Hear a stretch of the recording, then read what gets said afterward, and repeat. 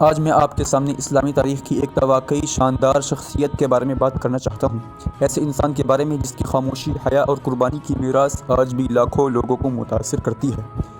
میں بات کر رہا ہوں حضرت عثمان بن عفان رضی اللہ تعالی عنہ کی، جو اسلام کے تیسرے خلیفہ تھے۔ انہیں الغنی کہا جاتا تھا، یعنی دولت مند، اور یہ صرف ان کے مال کی وجہ سے نہیں بلکہ اس لیے کہ وہ اسے اللہ کے راستے میں بے حد اور بے حساب خرچ کرتے تھے۔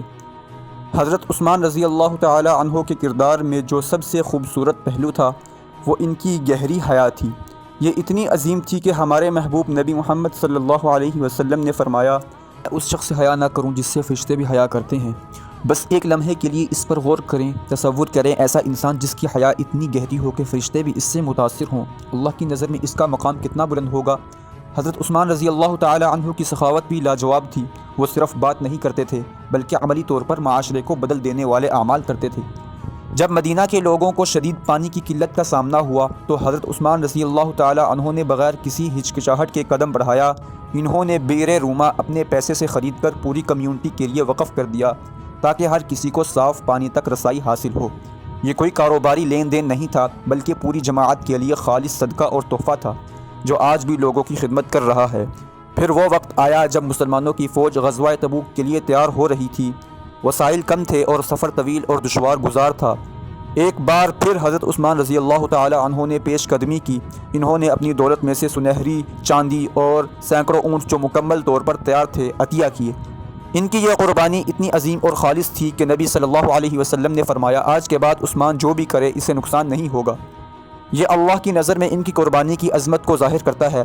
شاید ان کی سب سے دیرپا میراث جو آج ہم سب کے لیے فائدہ مند ہے وہ قرآن مجید کو ایک صحیفے میں جمع کرنا ہے۔ انہوں نے اختلاف اور تقسیم کے امکانات کو دیکھتے ہوئے قرآن کے مقدس متن کو اس کے اصل اور محفوظ شکل میں جمع کرنے کا فیصلہ کیا۔ اس عظیم کوشش نے یقینی بنایا کہ امت ہمیشہ اللہ کی ایک کتاب پر متحد رہے۔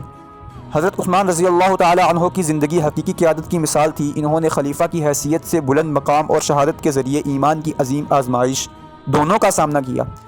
اپنے آخری لمحات میں اپنے گھر میں محصور انہوں نے صبر کو ترجیح دی، ہاتھ میں قرآن رکھا اور مسلمانوں میں خون ریزی کا سبب بننے سے انکار کیا۔ یہی ان کی عظمت تھی، کوئی تکبر نہیں، کوئی دکھاوا نہیں، صرف خالص اخلاص اور کمیونٹی کی حفاظت کی گہری خواہش۔ تو آج ہم ان کی شاندار زندگی سے کیا سیکھتے ہیں؟ ہم سیکھ سکتے ہیں کہ حیا کی طاقت ایک دنیا میں جہاں اکثر اس کے برعکس سکھایا جاتا ہے۔ ہم سیکھ سکتے ہیں کہ مشکل حالات میں صبر کی اہمیت، اور ہم سیکھ سکتے ہیں اللہ کی دی ہوئی نعمتوں میں سے دل کو کھول کر دینے کا عظیم اجر۔ اور ہم سیکھ سکتے ہیں ان کی کہانی ہمیں یہ سکھاتی ہے کہ حقیقی اثر بڑے الفاظ یا دکھاوے سے نہیں آتا بلکہ خاموش لگن، خالص قربانی اور غیر متزلزل ایمان سے آتا ہے۔ آپ کا شکریہ کہ آپ نے یہ ویڈیو دیکھی۔ اگر یہ کہانی آپ کو متاثر کرے تو برائے کرم لائک، شیئر اور سبسکرائب کریں تاکہ مزید مواد دیکھ سکیں۔ جزاک اللہ خیرا۔